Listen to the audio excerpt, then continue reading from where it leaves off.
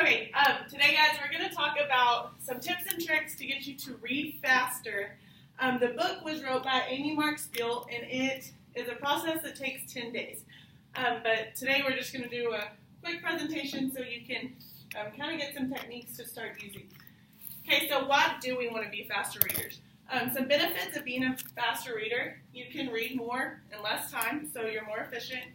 You can improve your concentration, understand the material with greater depth and accuracy, retain information better, and enjoy reading. If we can read quicker and get through books, magazines, articles, if we can do that faster, then of course we're going to want to read more. So that's just some benefits. And things that are holding us back today.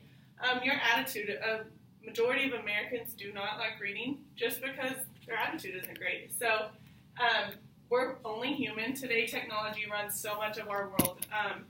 We can pull up something and have it in 0.5 seconds, or we can just listen to an audiobook. So those kind of things kind of slow us down as faster readers. Lack of reading training. I'm assuming that most of y'all have not practiced reading or reading strategies since we were in kindergarten, first grade. So that training that we don't have has really slowed us down.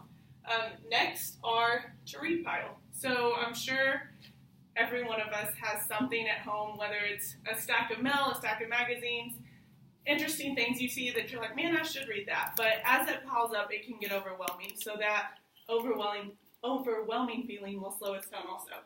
And then lastly, we just don't have enough time to read. That's why it's beneficial to read quicker.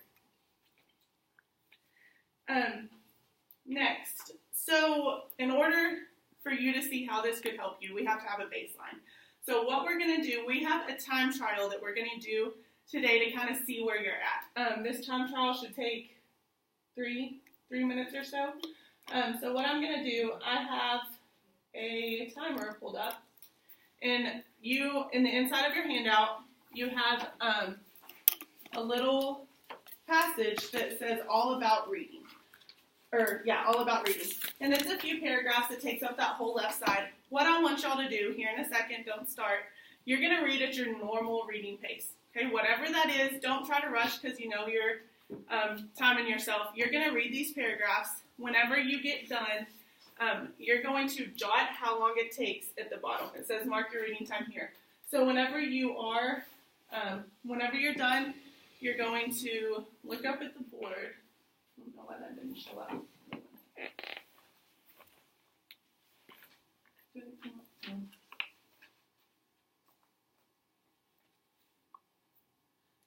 let me get y'all's timer for you. Okay, whenever you're done, you're going to look up at the board. However much time it says, jot that in the minutes and seconds. Got it? Are there any questions? Okay, go ahead. Ready? Go.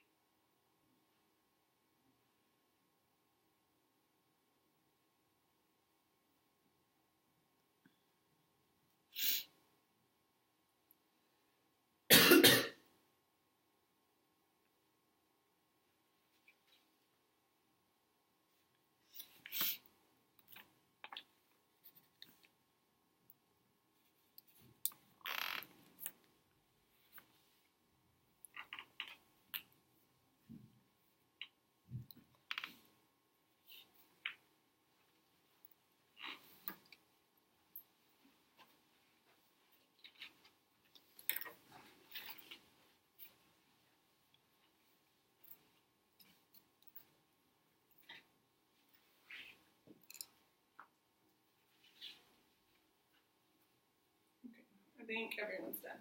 So you should have your time jotted down at the bottom, and I'm going to show you I'm going to show you the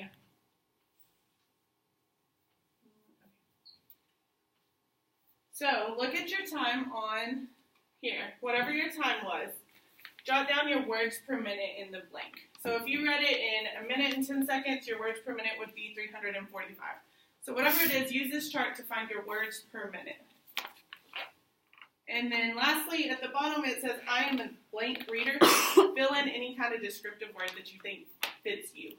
Okay, like I had talked about, attitude is a huge part of reading. So I just want you to think, after reading that, what word fits you? Okay, so we all have our words per minute. Now, what does that mean?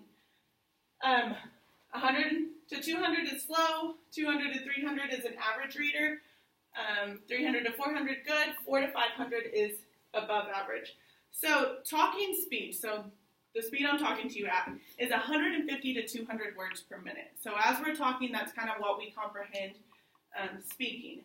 Average readers across the board are 250 words per minute. So if you're right around there, that's average. Sometimes you can see that our reading speed and our talking speed is about 100 words difference. That's why we daydream whenever we're in meetings or kind of listening to lectures. It's because your brain can work at that 250, but someone's talking at 150, so you kind of get the tendency to daydream. So what could make you inefficient? You can, whatever the things that might slow you down, you can let your mind wander, which is what I just talked about. It's that daydreaming and not focusing while you're reading something. Go back to where you have already been. That's regression. So if while we're reading the page, if we're going back to words we've already read, that's slowing us down, and regression is something that will make us inefficient. And then lastly, it's sub-vocalizing, and that's just reading word for word. Like I had said, talking speed is 150. So if you're reading kind of out loud in your mind, you're only going to be reading at 150 words per minute also. If you read under 200 words per minute, you're probably sub-vocalizing, and that's what's slowing you down. So, things that we can do. We can train our eyes to read quicker. So whoever is sitting beside you, y'all can pair up. I just want you to hold up. It's going to take like 20 seconds. You don't have to read a lot. Hold it up. If Zach's my partner here, I'm going to hold this right underneath where he can see, and as I'm reading, he's going to watch my eyes. Okay? So just watch their eyes. One partner read for about 20 seconds, and then y'all can switch. Okay? Feel free to talk while y'all are doing this, or talk about when you want to switch. I'll go first. Okay. You want to go first? I'll go and start. Okay.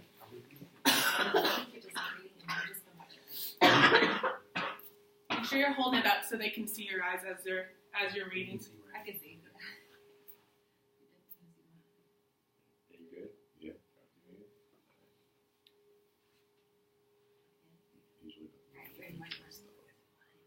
Okay, once you kind of notice, y'all can switch partners. And as we're finishing, y'all can talk about kind of something that you noticed as you were watching your partner read.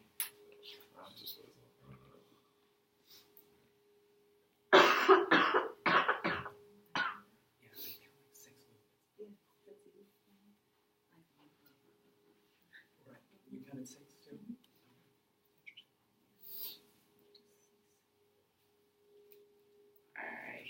Y'all notice your partner's eyes as they're reading? Did y'all get it?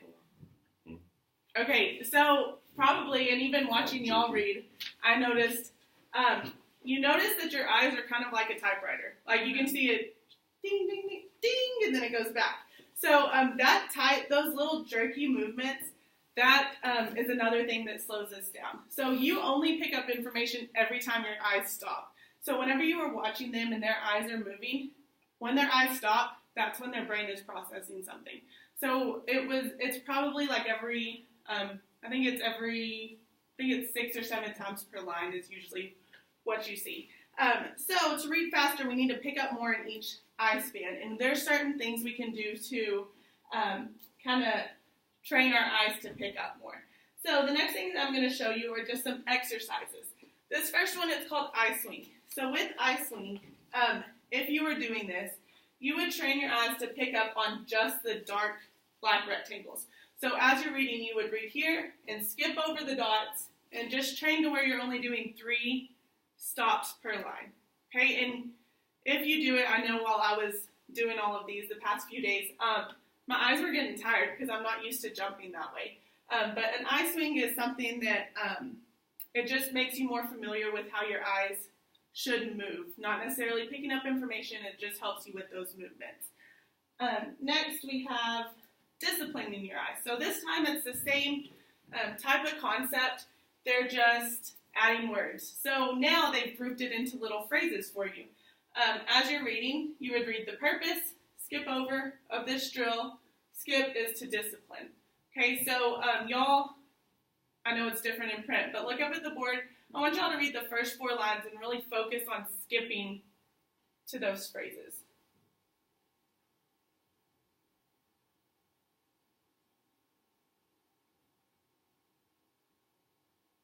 Okay, so do y'all feel the difference as you're jumping across in 3? Kind of picking up those phrases and only stopping 3 times, that will speed up your reading also. Okay, next, this one's kind of different. Those were kind of grouping things. You can also, another strategy is to read between the lines. So you're not really looking at words. You can look at, if you look at this top line, it's kind of a little bit harder to read the bottom. But if we cover up the bottom of the letters, we can kind of pick that up easier just from the curve of the letters and the flow of it. Whenever you do this, this is going to keep you from reading those individual words and doing that sub-vocalization. Okay, this is going to make you just be able to look at the words and kind of skim over it as you're reading. So that is called reading between the lines. The next one is, this last one is indenting. And this is the one that, as I've been going through it, I think this has helped me the most.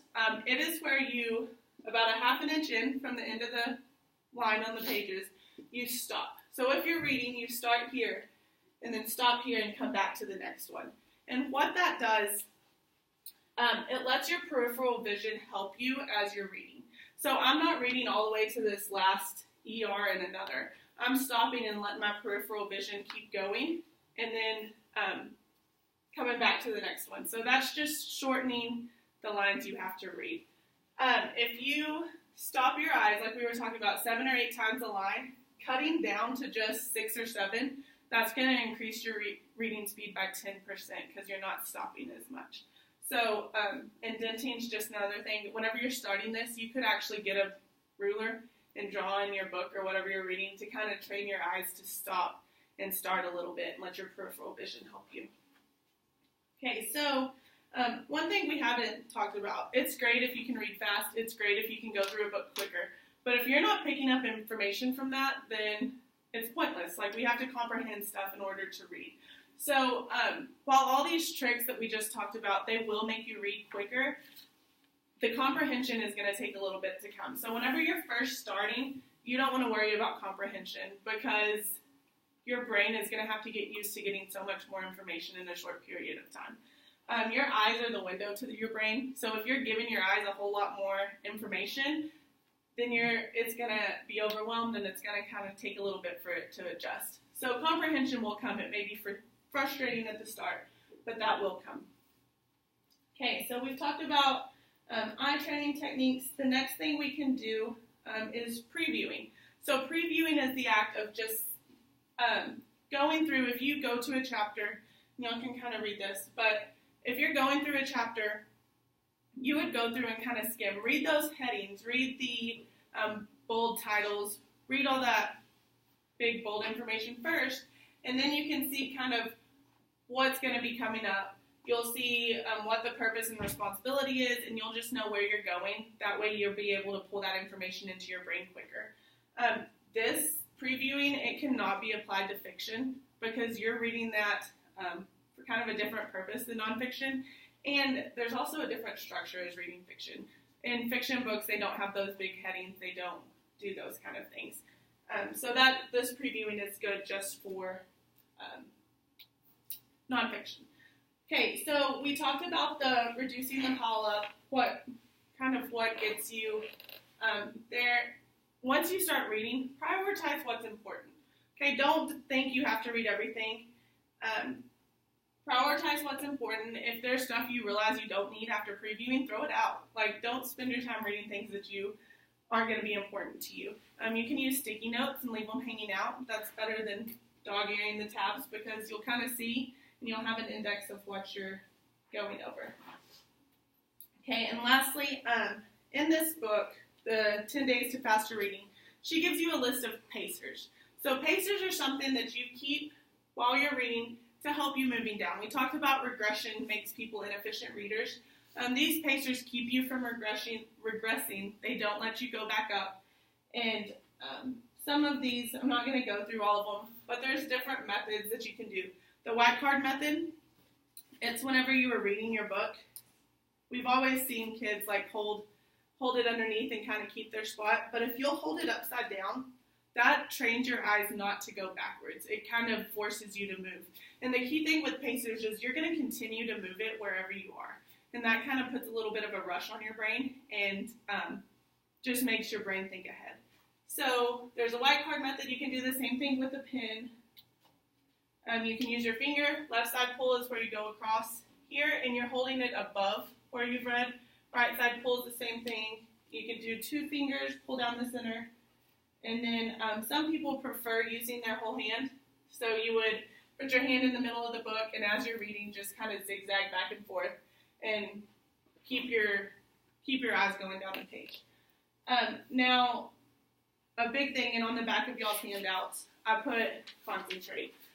Concentration takes away from our reading comprehension. So as you're reading, always ask yourself before you start, why am I reading this? What's the purpose? And then what might I need this information for?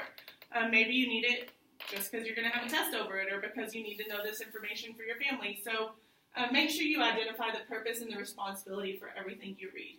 And then I gave you the top 10 distractors from reading. Just hang it up, keep an eye on it, and don't let these things take away from your reading and your increasing speed that you're going to be working on. Are there any questions? All right. Okay, thank y'all very much.